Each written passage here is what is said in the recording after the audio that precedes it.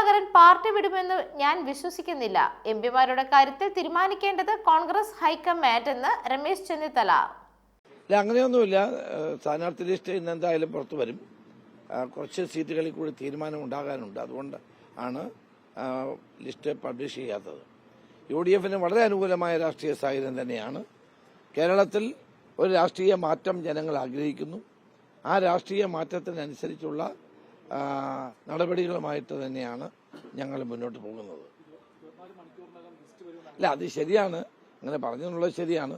പക്ഷേ കോൺഗ്രസിന്റെ ഒരു പ്രോസസ് ഉണ്ടല്ലോ. നമ്മളൊരു CPM-നെ പോലെ പ്രാദേശിക പാർട്ടി അല്ലല്ലോ. ഞങ്ങൾക്ക് കോൺഗ്രസ് ഹൈക്കമാൻഡുണ്ട്, നടപടിക്രമങ്ങളുണ്ട്. ആ നടപടിക്രമങ്ങൾ പൂർത്തിയാക്കിയിട്ടല്ലാതെ നമുക്ക് ലിസ്റ്റ് പ്രസിദ്ധീകരിക്കാൻ പറ്റില്ലല്ലോ.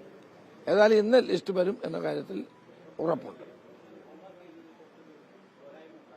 അല്ല, അത് എല്ലാ കാലഘട്ടത്തിലും കുറച്ച് സമയമെടുക്കും. ഇപ്പൊ ഇലക്ഷൻ പെട്ടെന്ന് വന്നതുകൊണ്ടാണ് നിങ്ങൾക്ക് അതങ്ങനെ തോന്നുന്നത്. ഏതായാലും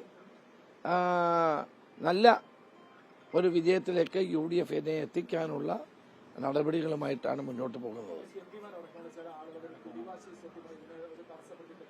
എംപിമാരുടെ കാര്യത്തിൽ തീരുമാനിക്കേണ്ടത് കോൺഗ്രസ് പ്രസിഡന്റും കോൺഗ്രസ് ഹൈക്കമാൻഡുമാണ്. അതിനകത്ത് നമ്മൾക്കൊരു അഭിപ്രായം പറയാൻ കഴിയില്ല. ചില എംപിമാർ നിന്നാൽ വിജയിക്കുന്ന സീറ്റുകളുണ്ട് എന്നുള്ളത് സത്യമാണ്. അപ്പൊ അവരെ നിർത്തണോ വേണ്ടയോ എന്നുള്ളത് തീരുമാനിക്കേണ്ടത് കോൺഗ്രസ് ഹൈക്കമാൻഡ്. ഇല്ല, അതൊക്കെ പണ്ടും കേരളത്തിൽ ഉണ്ടായിട്ടുണ്ട്, പുതിയ കാര്യമൊന്നുമല്ല. ഞാൻ തന്നെ MLA ആയിരിക്കുമ്പോഴാണ് MP ആവുന്നത്. പിന്നെ ഇവിടെ ഉപതെരഞ്ഞെടുപ്പ് വന്നു. അതൊക്കെ ഉണ്ടാകാറുള്ള കാര്യങ്ങളാണ്. അല്ല, നമ്മൾ ഇത്ര പെട്ടെന്ന് ഇങ്ങനെ ഇലക്ഷൻ വരുമെന്ന് ധരിച്ചില്ലല്ലോ.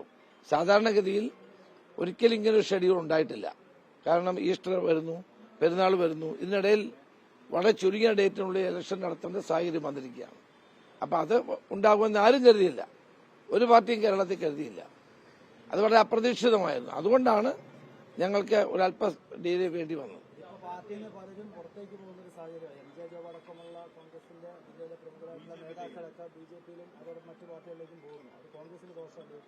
അതിപ്പോ എല്ലാ പാർട്ടിയിലും ആളുകൾ അങ്ങോട്ടും ഇങ്ങോട്ടും ഒക്കെ പോകുന്നുണ്ട്. അത് വലിയ കാര്യമായിട്ടൊന്നും കണക്കാണ്.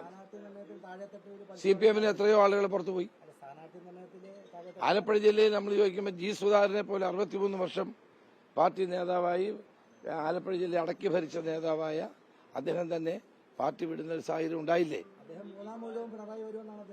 അദ്ദേഹം അത് പറയട്ടെ. നിങ്ങൾ ഇന്നത്തെ അദ്ദേഹത്തിന്റെ പോസ്റ്റ് നിങ്ങൾ വായിച്ചു നോക്കിയാൽ മതി.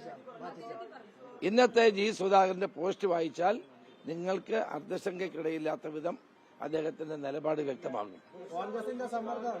ഞങ്ങളത് സമ്മർദ്ദവും ചെലുത്തിയിട്ടില്ല.